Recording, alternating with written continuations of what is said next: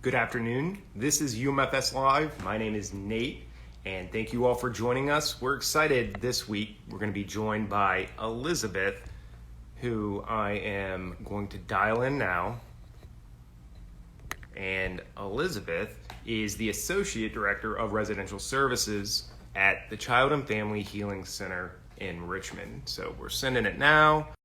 For her to dial in, just remind everyone that we're here every week. UMFS Live. You can also follow us on Facebook. And there is Elizabeth. Hey, good afternoon. Thank you for joining us. Yeah, no problem. Good to be here. I was just giving everyone an introduction and letting them know what your role is, but I wonder, Elizabeth, if you can just jump in and tell us how long you've been at UMFS and what brought you to the organization. Yeah, so I've been with UMFS almost 15 years. It'll be 15 years next month.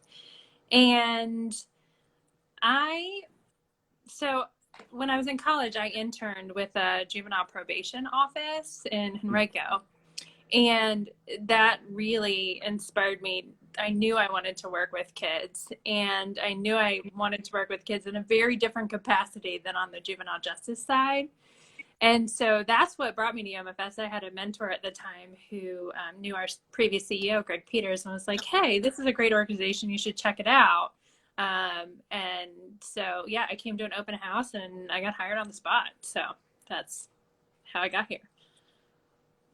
And all this time later, you're still here. And we're so thrilled to have you. Well, it's great to see that, you can discover an organization and then really stick with it and grow with it. So we'll get into that a little bit more in a minute. And so you were talking about your investment, several years in UMFS.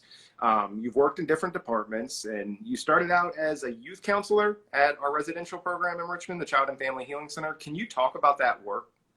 Yeah, absolutely. So I started off as a youth counselor. Back then it was Cottage 5 that has since been torn down for our new building. And I worked with the girls.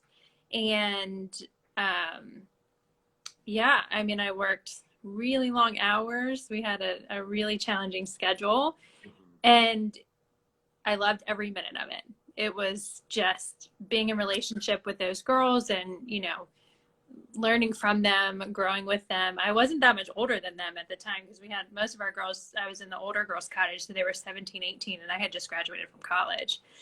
So they taught me as much as I taught them, for sure. And it was just an amazing experience. And through that experience, and then going on to be cottage manager of that cottage, it really, again, solidified my love for this work and, being in relationship with these kids and their families. Yeah, well, that's great. Thank you for sharing that. And at some point, though, you moved away from the direct care role and you went into organizational learning. Can you talk a little bit about that? How did that happen? How did you go from the residential side to more of the behind the scenes side?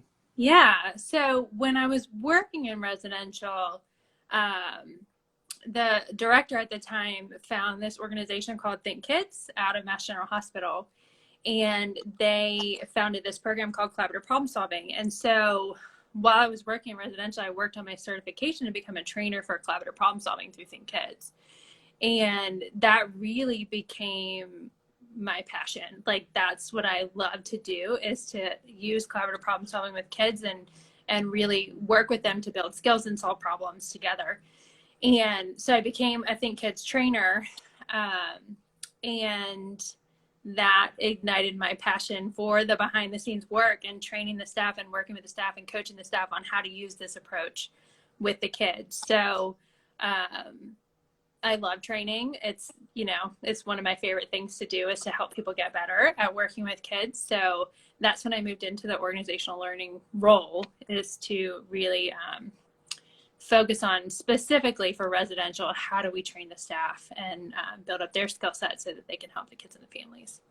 Yeah, and the CPS, the collaborative problem solving, is something that we really lean on at UMFS. I didn't know what it was before coming to the organization. I wonder if you can tell us a little bit more about what that is. What is CPS? Yeah, so it's a really different philosophy and approach to working with this population. And any population, really.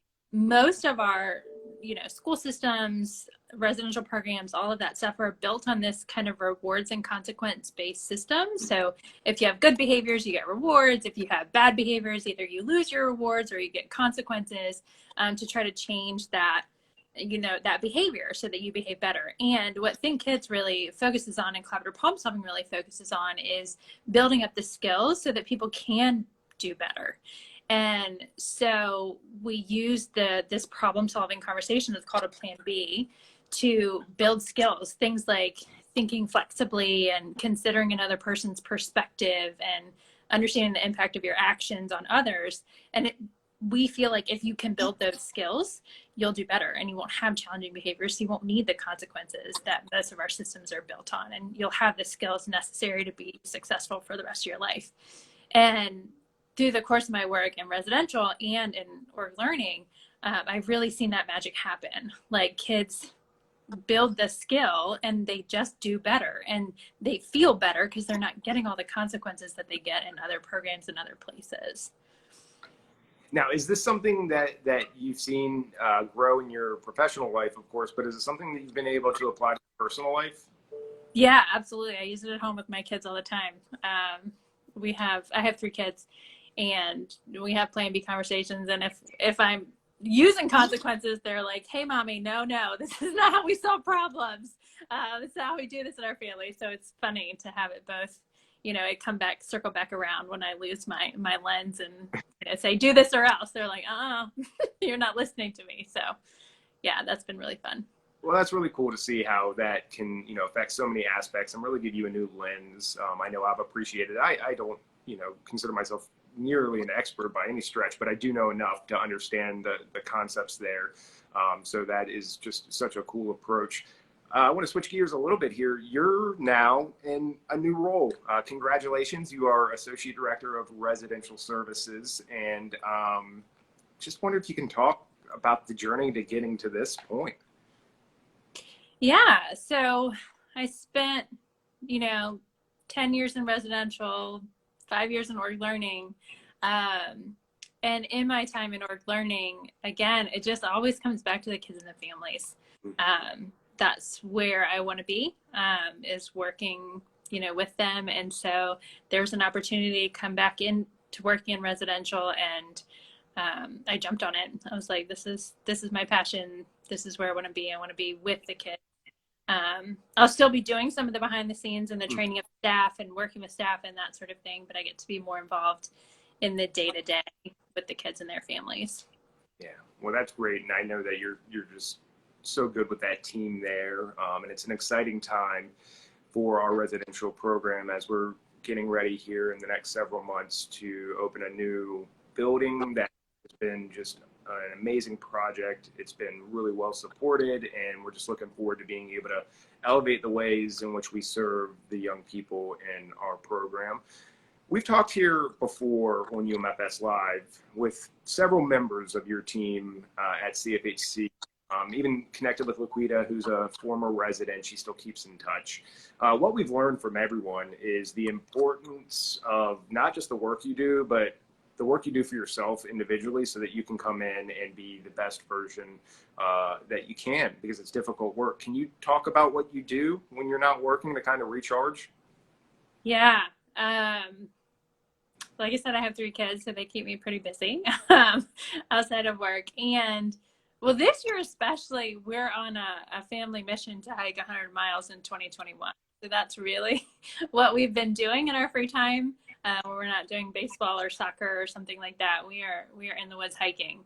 And I really think being in nature and just, getting away from the noise and the traffic and the everything really helps my mind reconnect and I'm able to think more clearly and that sort of thing. Summer is hard. Hiking in the hot is not as fun as hiking in the winter, but yeah, we spent last week in West Virginia hiking. We hiked for a week, and it was really, that's how I recharge.